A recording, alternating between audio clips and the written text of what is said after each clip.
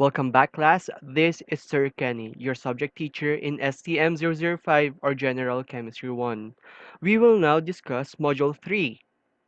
So, in this module, we are going to identify the different properties of matter. Before we delve in, let us have our lesson objective. So, by the end of this class, you can now say that yes, I can differentiate the physical and chemical properties of matter. Now let's go to our discussion. Now, matter has many properties.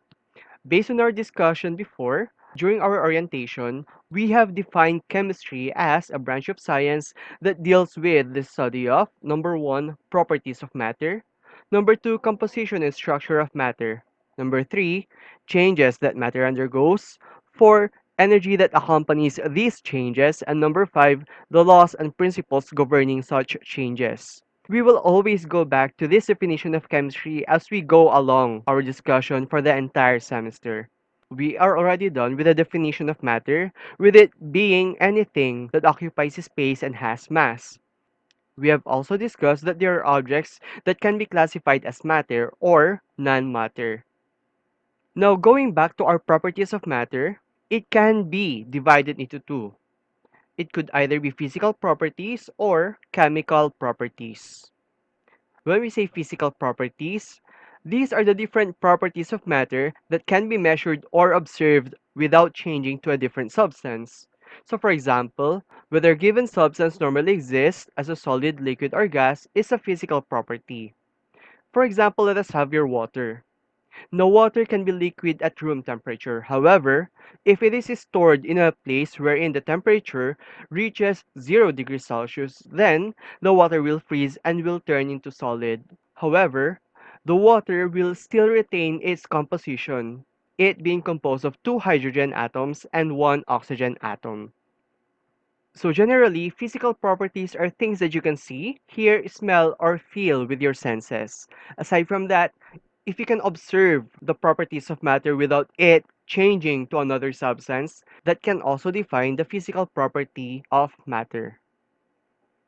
So when we speak of physical properties of matter, it could either be intensive or extensive. The other term for intensive is intrinsic, and the other term for extensive is extrinsic. How do we know if the physical property is intensive or extensive? When we speak of intensive properties of matter, this is a property of matter that does not rely on how much of a given substance is present. An example of this is the boiling point of water. Now, water boils at 100 degrees Celsius, regardless if the water is 1 kilogram or half a kilogram. Another intensive property of matter is the color. Now, the color of a piece of paper, when cut into smaller pieces, will still retain its original color.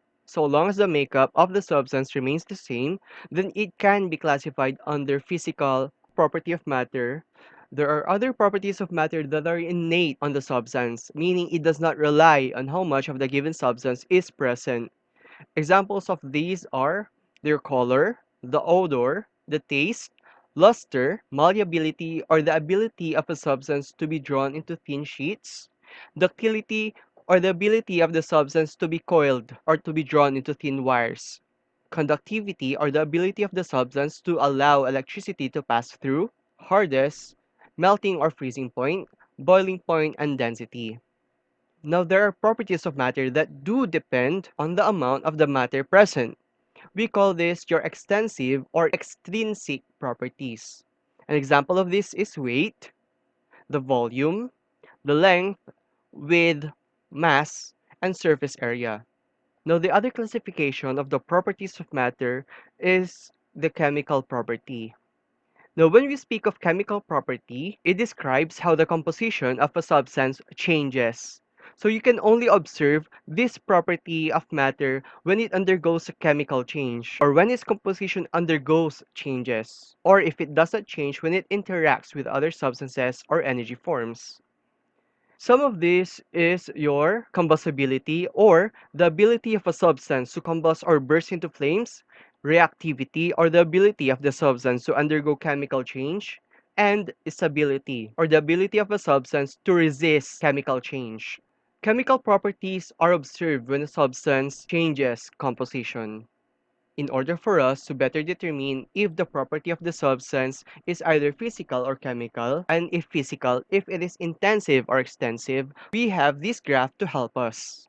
Before we end our discussion, let us try to answer the following.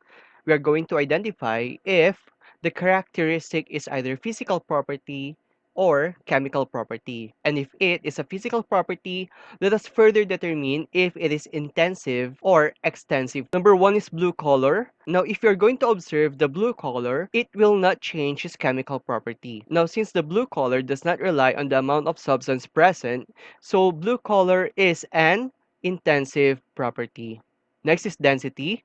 Density will always be mass over volume. Now, since density is observable without having to change the composition of the substance, then density falls under physical property. The density of a substance is always constant, therefore density does not rely on the amount of substance present, so it is therefore an intensive property. Let's go to rusting.